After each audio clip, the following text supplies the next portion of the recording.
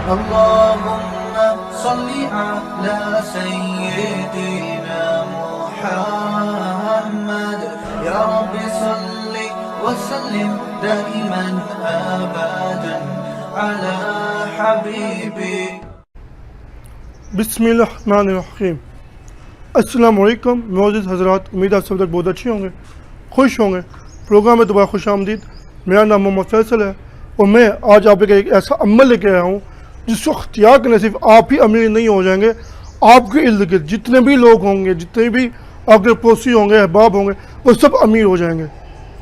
ہر بندے کو پریشانی ہوتی ہے معاشرے میں کہ وہ کیسے پیسہ کمائے، کیسے امیر بنے، کیسے اپنے آپ کو امپروو کرے، ترقی کرے.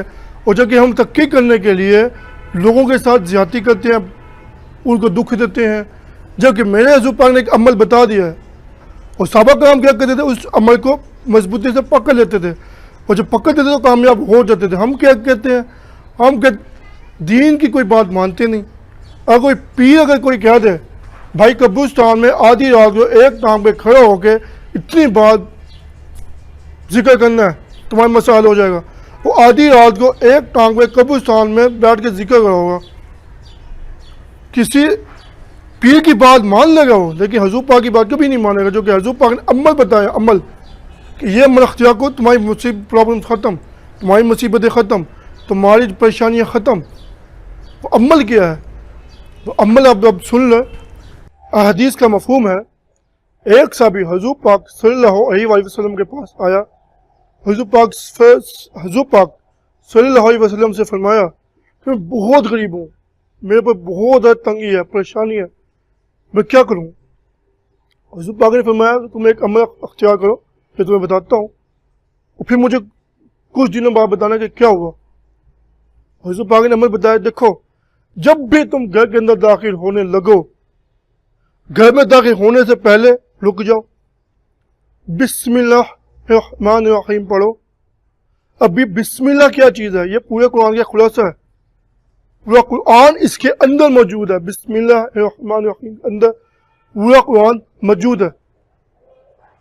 اگر ہم بسم اللہ کا ذکر کر لیں، میں کہتا ہوں پوری زندگی کوئی دکھ تکلیف ہوگی نہیں، پریشانی ہوگی نہیں، پوری زندگی خوشحال رہے گا.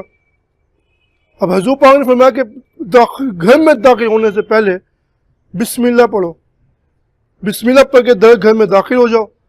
پھر ایک دفعہ السلام علیکم کہو، چاہے گھر میں کوئی ہو یا نہ ہو. اور کوئی نہیں ہوگا تو پھر بھی سلام کرنا ہے. گھر میں داخل ہوتے وقت ایک دفعہ السلام علیکم کہو. پھر کیا کرنا ہے، پھر ایک دفعہ مجھ پہ صلی اللہ علیہ وآلہ وسلم درود پڑھو. پھر کیا کرنا ہے، پھر ایک بار سورۃ اخلاص پڑھنی ہے. ایک بار سورۃ اخلاص پڑھنی ہے. کچھ روایتوں میں یہ بھی آتا ہے کہ سورۃ اخلاص کی جگہ آیت الکرسی بھی کہی گئی ہے. کچھ روایتوں میں سورۃ اخلاص بھی ہے، کچھ روایتوں میں آیت الکرسی بھی ہے. اگر آپ دونوں پڑھ لو گے تو بھی اچھا ہے، اگر ایک ایک کر لو گے تو بھی اچھا ہے. عمل دونوں کو ایک برابر ہے. ایک سورۃ اخلاص پڑھنی ہے، سورۃ اخلاص پڑھ لیں. آیت الکرسی پڑھنی ہے، آیت الکرسی پڑھ لیں. سورۃ اخلاص قل هو اللہ احد اللہ الصمد لم یلد ولم یولد ولم یکن لہ کفوا احد. یہ سورۃ اخلاص ہے. اگر آپ اس پہ عمل کر لیں، مجھے امید ہے آپ کو زندگی میں کوئی دکھ پریشانی تکلیف نہیں ہوگی. آپ کی مسائل، آپ کی پرابلم، آپ کی مصیبتیں ختم ہو جائیں گی، اور آپ کو رزق ایسے ملے گا جیسے بارش برستی ہے. آپ کے ارد گرد رزق ہوگا، آپ کو پریشانی نہیں ہوگی کہ آپ کے پاس رزق کہاں سے رہا ہے. اللہ کہتے ہیں میں رزق ایسی جگہ سے دیتا ہوں جہاں بندے کو گمان بھی نہیں ہوتا. رزق ایسی جگہ سے آپ کو ملے گا. امید ہے آپ یہ عمل اختیار کرنا شروع کر دیں، اور مجھے امید ہے ایک ہفتے کے اندر آپ کو رزلٹ ملنا شروع ہو جائے گا انشاءاللہ. عمل کرنا آپ کا کام ہے، بتانا میرا کام ہے. اللہ مجھے آپ کو عمل کرنے کی توفیق دے. اگلے پروگرام تک کے لیے اللہ حافظ.